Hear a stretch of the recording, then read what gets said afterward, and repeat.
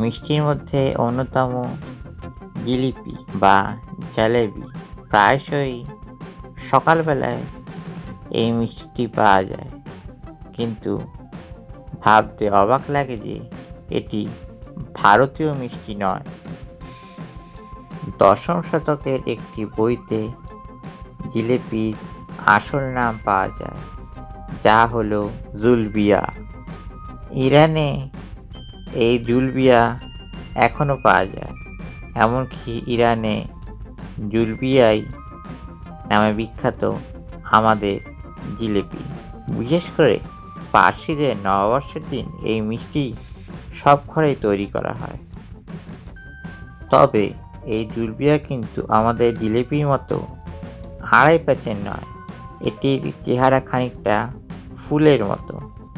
আবার মধ্যপ্রাচ্যে এসে এই জুলবিয়ার নাম হয়ে যাচ্ছে জালাবিয়া।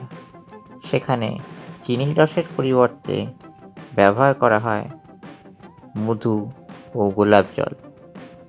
15 শতকের শেষের দিকে ভারতে অত্যন্ত জনপ্রিয় হয়ে ওঠে এই জিলিপি বা জুলবিয়া কিংবা জালেবিয়া। 1450 সালে একটি জৈন গ্রন্থতে জিলিপির প্রথম উল্লেখ পাওয়া যায়, তবে জিলিপি নাম হিসাবে নয়, কুণ্ডলিকা নাম হিসাবে।